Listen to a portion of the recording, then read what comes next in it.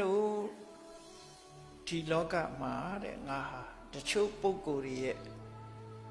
ဒီစိတ်ဆိုးစိတ်မိုက်တွေကိုငါစိတ်နဲ့ပိုင်ပိုင်ခြားခြားသိတယ်ပျက်စီးနေတဲ့စိတ်မကောင်းတဲ့စိတ်ဆိုလိုတာကဒီလောကမှာစိတ်ဓာတ်ပျက်စီးပြီးစိတ်ဓာတ်အောက်တန်းကျနေတဲ့ပုဂ္ဂိုလ်တွေရှိတယ်တဲ့မကောင်းတဲ့စိတ်တွေမွေးတဲ့ပုဂ္ဂိုလ်တွေရှိတယ်အဲ့ဒီသူတို့ရဲ့စိတ်အခြေအနေတွေကိုငါဟာငါစိတ်နဲ့အသေးချာသိတယ်ဒီလူဟာဘာစိတ်တွေဖြစ်နေတယ်ဆိုတာငါသိတယ်အဲ့ဒီလိုမကောင်းတဲ့စိတ်တွေရှိနေတဲ့ပုဂ္ဂိုလ်တယောက်ပေါ်မှာငါဟာဘယ်လိုဟောကိန်းထုတ်တယ်လဲလို့ဆိုရင်ဣမံမိစေအယံတမယေပုဂ္ဂလောကာလံကရေယအခုလို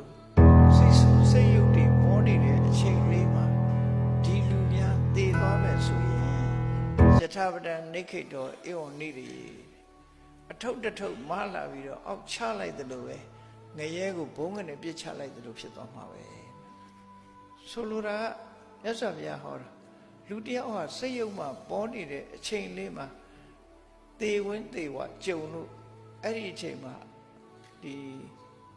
အသက်စီဝင်ချုပ်သွားပြီဆိုရင်ငရဲကိုဘုခနဲ့ရောက်သွားမယ်လို့ပြောတာမြတ်စွာဘုရားယထာပတံနိခိတ်တော်ဧဝံနိရိကိုသဲလာတဲ့ပစ္စည်းတစ်ခုကိုချလိုက်တယ်လို့ပဲဒီလူရဲ့ဘဝကိုငရဲကိုချလိုက်မှာပဲဘယ်သူကချလိုက်ဒီစိတ်ကချလိုက်တာလို့ဆိုလို့အဲ့တော့စိတ်ကဒေါသထွက်နေတော့တည်သွားတယ်တည်သွားရင်အဲ့ဒီလူကတည်ချငရဲမှာသွားဖြစ်မှာလောဘတွေထွက်နေတော့တည်မယ်ဆိုရင်ပြိတ္တာသွားဖြစ်မယ်မောဟတွေကြီးမားနေတော့တည်သွားရင်တရိစ္ဆာန်သွားဖြစ်တယ်သူတို့ဆိုလို့ဒါလည်းရေပုံရစကားပဲရေပုံရစကားလောဘကြောင့်ဆိုလို့ရှိရင်ပြိတ္တာပုံရောက်သွားတယ်ကိုယ်ပစ္စည်းလေးနှမျောနေတဲ့အချိန်လေးမှာအဲ့ဒီအချိန်လေးမှာတည်သွားပြီဆိုလို့ရှိရင်ပြိတ္တာပုံသွားဖြစ်တယ်လူတယောက်ပေါ်မှာမကျေနပ်တာပဲဖြစ်စေကိုယ့်ကိုယောဂဝေဒနာဖြစ်လို့ကိုယ့်ကိုယောဂဝေဒနာဖြစ်ရင်လည်းလူတွေကမကျေနပ်ဘူးကိုယ့်ကိုထုတယ်လေနော်ကိုယ့်ကိုထုတယ်ရိုက်တယ်သိလိုက်စမ်းပါဆိုသိလိုက်စမ်းပါဆိုလည်းသိကြမှာသိတာအဲ့ဒီလိုဒေါသတွေထွက်ပြီးတော့အဲ့ဒီအချိန်လေးမှာသိသွားရင်ငရဲရောက်သွားဘယ်သူကချဒီစိတ်လေးကချတာဒေါသထွက်နေရင်သိငရဲရောက်တယ်သိချကောသလမင်းကြီးရဲ့မိဖုရားမန္လိကာဆိုတာရှိတယ်မန္လိကာမိဖုရားဟာဒီတေဂဏီမှာကိစ္စတစ်ခုအတွက်မှားယွင်းပြီးတော့သူကမင်းကြီးကိုလိန်လီပြီးတော့မုဒ္ဒဝါဒသုံးပြီးတော့သူရှောင်လွဲခဲ့ဘူးသို့တော့သူဟာစိတ်ကောင်းနှလုံးကောင်းလည်းရှိတယ်ဘုရားတရားအလွန်ကြီးညိုတယ်သူလုံးမိတဲ့အမှားပုံမှာနောင်တပူပန်နေတယ်အဲ့ဒီနောင်တပူပန်မှုကတအားဆိုးတယ်နောင်တရတာနဲ့နောင်တပူပန်မှုကိုကွဲအောင်သိနောင်တရတယ်ဆိုတော့နောက်မလုံးတော့ပါဘူးဒါမှားတယ်နောက်မလုံးတော့ပါဘူးအဲ့ဒါနောင်တရတယ်လို့ခေါ်တယ်နော်နောင်တပူပန်တာလုံးမိတဲ့အပေါ်မှာစိတ်ကလေးပြီးတော့စိတ်ထဲမှာပူးနေတာနောင်တပူပန်အဲ့ဒီနောင်တပူပန်တာ regret လို့ခေါ်တယ် remorse တို့အင်္ဂလိပ်လိုပြန်တယ်ဟာ worry တို့အဲ့ဒါမျိုးဖြစ်နေပြီဆိုလို့ရှိရင်အဲ့ဒီဟာဒေါသနဲ့ဖြစ်လာတာဖြစ်သည့်အတွက်ကြောင့်အဲ့ဒီစိတ်နဲ့တည်သွားလို့ရှိရင်ငရဲရောက်သွားတာငရဲရောက်တယ်အဲ့ချင်းဘလောက်ကုသိုလ်ကောင်းမှုတွေလုပ်နေပုထုဇဉ်ဆိုလို့ရှိရင်တော့အဲ့ဒီစိတ်နဲ့တည်လိုက်ရင်ဒီခဏအတွင်းမှာငရဲကျသွားမှာပဲသိချာဘယ်သူကချဒီစိတ်ကချလိုက်တာလောကလူတွေဟာယောဂဝေဒနာမခံနိုင်လို့ပဲဖြစ်စေဒေါသတွေဖြစ်တယ်ငါမှဖြစ်ရလေခြင်းဆိုပြီးမကျေနပ်မှုတွေဖြစ်တယ်ဒါတချို့ကြလို့ရှိရင်ရှားကိုလေဖြတ်ထားတယ်ကိုကတောင်းတာရေလာပေးတာကတခြားဟာပေးစိတ်တွေတိုးနော်ချို့ကြတော့လေဖြတ်ထားလိုက်တာဘယ်ထိအောင်ဖြတ်တော့ဆိုဒီကိုယ်လုံးဖြတ်ထားပါဇက်လဲဖြတ်မဖြတ်ပဲကြမ်းနေတာမျက်လုံးကလေးပဲကြမ်းမျက်လုံးလေးပုတ်ကနဲ့လုံးနေုံပဲရှိဘာမှမပြောနိုင်တဲ့အနေအထားမျိုးရောက်အဲ့သူကြတော့လေမကျေနပ်တဲ့ဟာတွေဖြစ်လှုပ်ပေးတဲ့လူတွေကတလွဲတွေလှုပ်နေရင်သူကဒေါသတွေဖြစ်ပြီးတော့မျက်လုံးလေးပုတ်ကလကြားတဲ့မျက်ရည်လေးတွေကျလာနော်အဲ့ဒီလိုဖြစ်နေတော့သေသွားမယ်ဆိုလို့ရှိရင်သူ သူ့ဘဝဟာကောင်းတဲ့ဘဝရောက်ဖို့မတမခရင်သွားအတော်ကြောင့်ဒီစိတ်အခြေအနေပေါ်မှာအတော်ကိုကြောက်စရာကောင်းအေးတေကနေကြမှာဗန်စာအုပ်ကဘယ်သူမှလည်းမပေးရဘူးစိန်လဲဆွတ်ကြီးထားကြတာလည်းဘယ်သူမှမပြောရသေးဘူးအဲ့ဒီဟာကြီးကိုစိတ်ထဲမှာစမ်းတွေ့ပြီးတော့တည်သွားပြန်လို့ရှိရင်လည်းပဲဟောတိတ်တာသွားဖြစ်ပြန်ရောပစ္စည်းကိုဆွဲပြီးတော့ဖြစ်တာမျိုးအဲ့ဒါမျိုးကအိမ်ပေါ်မှာ6လောက်တာအဲ့ဒါပဲတခါတလေကျတော့အိမ်မြောင်ဖြစ်တာလည်းရှိတဲ့နော်အိမ်မြောင်ကဘယ်သွားဖြစ်တုံးဆိုလို့ရှိရင်ကိုသိမ့်ထားတဲ့ပစ္စည်းထားတဲ့နေရာတိုင်ကြားတို့ဘာလို့သွားဖြစ်တယ်လူနာနာလာကြရင်တောက်နဲ့ပညာကအဲ့ဒါရံဖြစ်တယ်သူနာလာမကြိုက်ဘူးအဲ့တော့ပညာစုပ်ထိုးတဲ့နေရာရှာကြည့်ပေါ့နောက်ချိုင်းရှာကောင်းရလေအဲ့ဒါလို့ဒေါသဖြစ်တာမျိုးတွေဖြစ်တယ်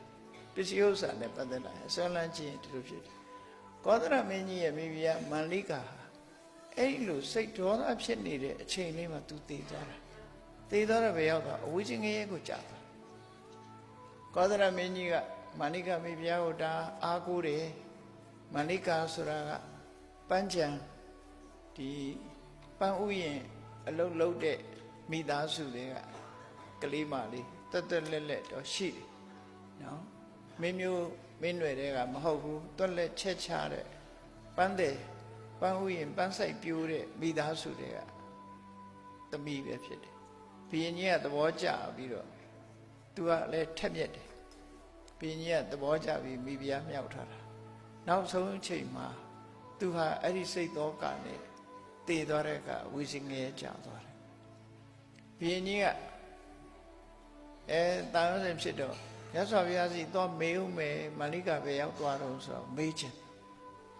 ခုခေတ်လဲရန်ကုန်ကလူတွေကတော့လေချွန်နတ်ဆိုတာသွားမေးကြတယ်လို့ကြားတည်တဲ့လူပဲရောက်တော့လို့သွားမေးတာတကယ်ဖြေတာမှန်လားတော့မသိဘူးအဲ့လိုသွားမေးကြတယ်အဲ့ဒီမှာသွားမေးမလို့သွားတဲ့အခါကျရသော်ဘုရားဒီအချိန်မှာဒီမေးခွန်းမေးရင်ငါဖြေလိုက်ရင်ဘုရင်ကြီးကဘုရားဘာသာတောင်မှဖြစ်မှာမဟုတ်ဘူးသူကအသိဉာဏ်နည်းတယ်ဘာသာပြောင်းသွားလိမ့်မယ်ဟောသူ့အတွက်အကျိုးမဲ့ဖြစ်လိမ့်မယ်ဆို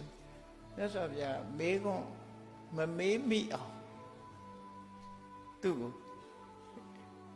ဒီတကောတော်နဲ့သူ့စိတ်ထဲဒီဘက်ဖျားရှိရောက်ပြောက်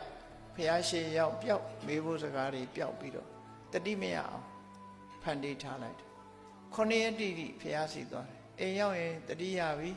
ဟာငါမေးမလို့သွားတော့မေးကြ။တစ်ပြင်ကသွားမေးဟိုရောက်တော့လေဟိုဟာဒီဟာတွေလျှောက်ပြောပြန်လာခဲ့တယ်။နောက်တည်းအဲ့လိုနဲ့9 ရက်ပြည့်သွားတဲ့အခါမန္လိကာမိဖုရားဆိုတာအာသရိတဒါနာယူကိုဥဆောင်လုပ်ခဲ့တဲ့မိဖုရားဆိုသူကကုသိုလ်တွေကလည်းအများကြီးရှိတယ်။မတော်တဆငရဲကြတာသူကအကုသိုလ်တွေကကြီးလို့မဟုတ်ဘူး။ငရဲမှာကတက်တမ်းမမြဲဘူးကံပေါ်မှာပဲမူတည်တယ်။သူလုပ်ခဲ့တဲ့အကုသိုလ်ကံက9 ရက်နဲ့ကုန်သွားတယ်အရှိန်ကုန်သွားတယ်အဲ့ဒါကြောင့်မို့9 ရက်ပြည့်တဲ့အခါသူဝိဇ္ဇငရဲလွတ်ပြီးတော့နတ်ပြည်ရောက်သွားတယ်အဲ့ဒီနေ့ကျတော့မှကောသရမင်းကြီးကမေးဖို့တတိယတော့မြတ်စွာဘုရားမေးတော့တို့ဒီကနတ်ပြည်ရောက်သွားတယ်လို့ပြောတော့မှသူစိတ်ထဲမှာရှင်းတတ်တယ်အဲ့ဒီစားလမ်းလေးရှိတယ်နော်အဲ့တော့စိတ်အခြေအနေဆိုတာလွန်ကြောက်ဆက်ကောင်းတဲ့အကြောင်းပြောပြအဲ့တော့မြတ်စွာဘုရားကတချို့ပုဂ္ဂိုလ်တွေဟာတဲ့မကောင်းတဲ့စိတ်အခြေအနေဇိုးတွေဖြစ်ပေါ်နေပြီဆိုရင်အဲ့ဒီစိတ်ခြေနေဇိုးတွေကိုကြည့်ပြီးတော့ငါဟာသူတို့ပေါ်မှာဘယ်လိုသိထားတယ်လဲလို့ဆိုရင်ဟောဒီစိတ်ဆိုးစိတ်မိုက်တွေဖြစ်နေတဲ့အချိန်လေးမှာဒီလူသေးသွားရင်တော့အပင်ငရဲကိုသွားပြီးတော့ချလိုက်တယ်လို့သဲလာတဲ့အထုပ်ကြီးကိုအပင်ငရဲချလိုက်တယ်လို့ပဲဒီကံကအကုသိုလ်ကံကသူ့ကိုအပင်ငရဲချလိုက်မှာပဲဒီစိတ်ကချလိုက်မှာပဲဘာဖြစ်လို့လို့ဆိုတန်ကိတ္တဟေတုဒီလိုဖြစ်ရတာဘာကြောင့်လဲလို့ဆိုရင်စိတ်တံဟိတဘိက္ခဝေပဋုဋ္ဌံသူ့စိတ်လေးဟာလောဘတွေဒေါသတွေမောဟတွေလွှမ်းမိုးပြီးပျက်စီးနေလို့ပဲဖြစ်တယ်ပျက်စီးနေတဲ့စိတ်နဲ့သေလို့ရှိရင်တော့အပင်ငရဲရောက်မှသေချတယ်ဆိုပြီးစေတောပရောဒဟေတုပါဏဘိက္ခဝေဧဝမိတိကိစ္စေတတ္တာကာယတဘေဒပရမရဏ